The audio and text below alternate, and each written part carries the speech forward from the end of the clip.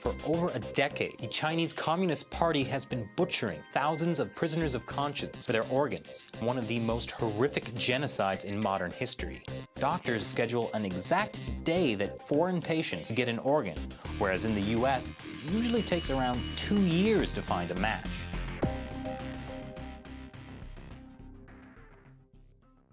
So I think this is a key issue to the story of organ harvesting. The story of organ harvesting is very much the story of Falun Gong.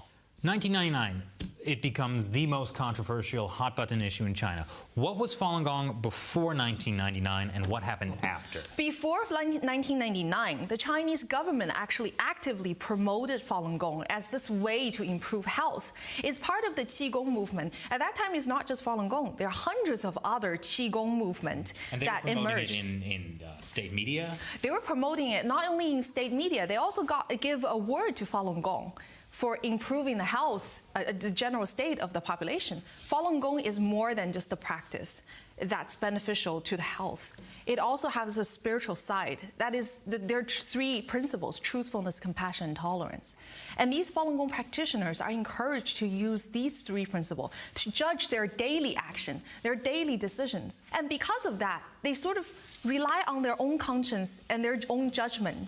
They don't follow the communist propaganda anymore. And for communists, that's an ideological challenge. Well, so how do you go from a practice that is promoted, it helps people's health, it preaches the truth, compassion, tolerance, you're saying. How does it go from that to then becoming a cult? Too many people doing Falun Gong, and that's the numbers. So because of the spiritual vacuum after Cultural Revolution, Chinese people, they lost their tradition completely. They lost the spiritual side, belief, everything.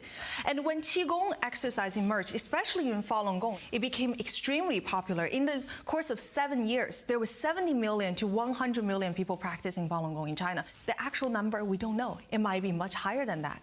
But because this popularity, 70 million to 100 million at that time in China is about 1/10 of Chinese population.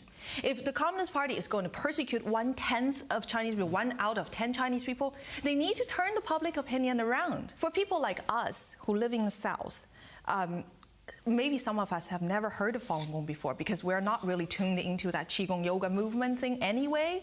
I was a kid.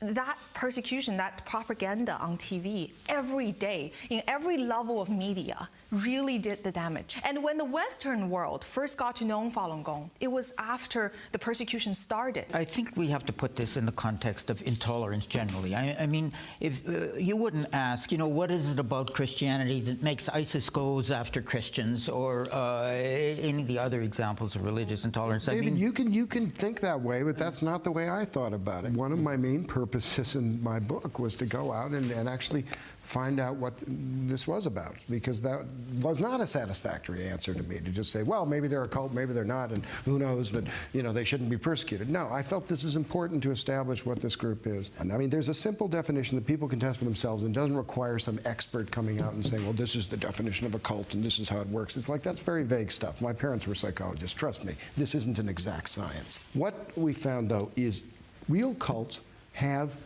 angry people who've left. That's what you have. You have people who've left the thing and they hate it, it's consumed their lives, and they're mad as hell, and they can't stop telling the world about it. So if you go to Children of God's website, post Children of God, you will find dramatic stories. If you go to the Scientologist, you'll find incredible stuff. If you go to, Divine Light Mission, you'll find these kinds of stories. You will not find this website for Falun Gong. You will find a Chinese government-sponsored website that hasn't been updated for years, okay? Because it's not real. It's astroturf. It's fake. The point is, there is real action. I know people who've left Falun Gong. I know practitioners who have no longer do the exercises. They don't strike me as particularly angry about it. They're still actually quite concerned about the human rights aspect. Okay, and I think that's very important, because that's what separates out a cult, is that experience of, oh my God, this thing took over my life, it abused me, it used me, it separated me from my family. There's your academic definitions. It took my money. Those are the, and so there's a little bit of truth in the academic definitions, but the point is, Falun Gong doesn't meet that. And I can say that with some confidence, because I could not have hung around a group for that many years if it had been like that. Yeah, I absolutely agree with you. It's not a cult. In fact, I used to be responsible for cults in the Department of the Attorney General in Alberta for a brief period, and so I got to know some of them. And you mentioned one of them a minute ago, and we've actually had a case in the courts in Canada where it was ruled that Falun Gong is not a cult. And if you look at, as you said, all the indicia of cults, it is not one. And it's simply a part of this demonization that goes on. It's an easy term to throw out. David and I have met Falun Gong practitioners in probably 50 countries. Or even more, maybe. Yeah. Okay. All walks of life, all ages, all backgrounds, all education. I've found them to be a wonderful group of people. Yeah, I mean, I wouldn't disagree with any of that. I mean, Falun Gong, first of all, it's not even an organization because it's a set of exercises with a spiritual foundation. Yeah. Everything's on the internet. You don't pay anything. You don't sign up to anything. You can start whenever you want. You can stop whenever you want. You don't even have to tell anybody you're doing it. You can. Their principles are very simple and ethical. And I mean, all of that is true. I still say in terms of victimization, it doesn't matter. There is no excuse for killing anybody for their organs, no matter what you think of them. I think what the issue is, sorry, I didn't mean to make this point. This ties into exactly the problem with organ harvesting. Anastasia, everything you said about Falun Gong, I dismiss it because you're a Falun Gong practitioner. I don't believe a word you said. And everything you've heard, Falun Gong is not a cult. You've been told this by your interaction with Falun Gong. How do you deal with this just kind of broad dismissal? If we frame the whole debate in the terms that are set by the Communist Party, then you get into this kind of dead end where you're arguing whether or not Falun Gong is a cult. And it's just like this bizarre, just stupid line of argument. Of course it's not, first of all, but the only reason that would ever be even the terms in which it was discussed is because of this massive persecution.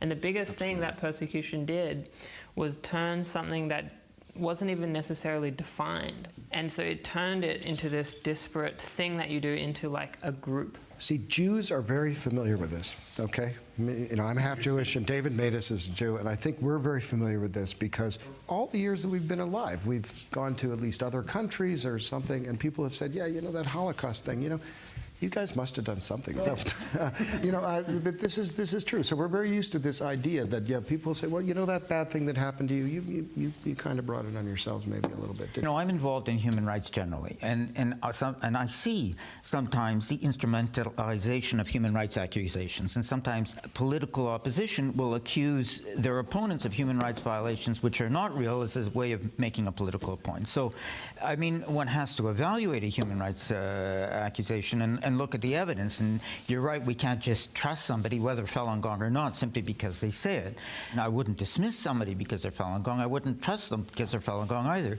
But most of our evidence, for the update, we have 2,400 footnotes. 2,200 of them are Chinese official sources. For people to really come to terms with what Falun Gong is, they would need to come to terms with an absolutely extraordinary injustice, because Falun Gong says that they believe truthfulness, compassion, forbearance, and that they just want to follow these values and assimilate to the universe. And it's this very simple, like, primal goodness. And if that's all it is, and they're being eliminated because of that, then that is a lot to swallow. I didn't ask anyone to accept anything I had to say about Falun Gong in my book. I simply said, you base these things on their actions. You can go through my book. You will not find violence, okay? The most violence you'll find is somebody cutting a wire and connecting it to another wire. And even a lot of practitioners were upset about that. It was very controversial within the practitioner community when they were cutting wires so they could transmit a different program over the Chinese airwaves. In fact, what I found living around Falun Gong was that they spend most of their time discussing ethical matters like this, and the agreements are pretty brisk. When a couple of years ago we were walking in a group of about 1,000 Falun Gong practitioners in Hong Kong, and there was this group called the Youth Care Society. What it really is a branch of the 610 office that harasses and shouts down. They tried to shout down you in Hong Kong recently, David. I would go like this to them when we walked by them. And a Falun Gong practitioner beside me said, don't do that, please. We don't do that kind of thing. So, and then the next time I saw these people, they would take the subway. They'd come up every 10 blocks, and the next time I saw them, one of the guys went like this to me. I have enormous respect for Falun Gong practitioners, the ones I've met around the world. But there's an enormous problem with this within the journalism community. Again, I hate to bring it back to journalism one more time. You know, I once met with a I think he was Reuters or AP, I don't want to remember. And I met with this guy in Hong Kong, and somebody said, oh, you should have a drink with him. I did. And he said, oh, yeah, I'm a China expert. I do China stories. And he said, you know, the one thing I'll never do, though, is I'll never interview somebody from China who's got an agenda.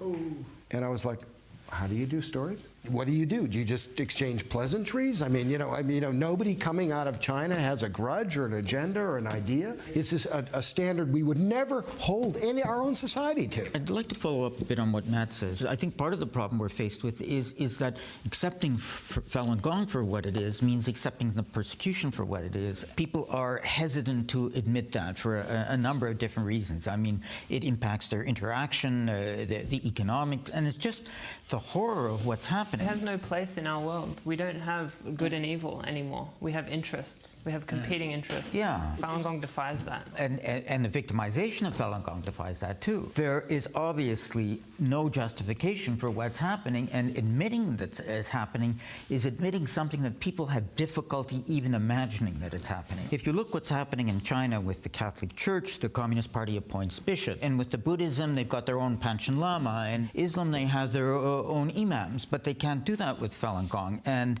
because they can't control them by appointing somebody who is the head of Falun Gong, the persecution is the only way out, which is to a certain extent explains the persecution, but also explains their strength, because the Falun Gong cannot be destroyed in that way by appointing somebody the communists decide to appoint as their head, because there is no head. So you end up with a large group. The official numbers from the Communist Party were 70 to 100 million practitioners. Persecution begins 1999. You end up with a huge body of unnamed, unidentified people in the prisons and the labor camps that everyone else in society has backed away from. And then they become just this huge pool for organs. Yeah, we've talked to people who've got out of these camps, by the way, and we probably should mention something about that, because we've talked to them on about 15 capitals, and we're absolutely horrified by what they go through in these camps. This is all small fry. I mean, what happened 6 months later was that they started to systematically build a machine to monetize those people. And this was not clear until this report came out. When all the evidence was put together, it became clear that they built a machine to do transplantations. So the reason the death count is so high now, is suspected to be so high, is because there's no other plausible source. Except House Christians, which we don't know enough about. It's possible that they're an emerging source, at least.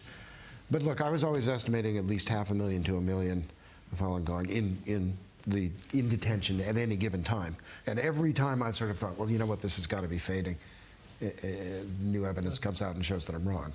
I think that's right, and I think this is an extraordinary machine, and it was also provincial. I mean, every province has gotten involved now. This is what we're seeing as a truly national, incentivized it. They turned a political persecution into also a commercial. A commercial killing business. And this is another facet of the update, the institutionalization of this killing. It's in the 5-year plans, it's in the budgets, it's in the grants, it's embedded into the system. The amount of awards these hospitals get individually is extraordinary. I mean, it's not just them bragging about, oh, I'm the #1 kidney hospital. No, they actually receive special awards. They proudly list them.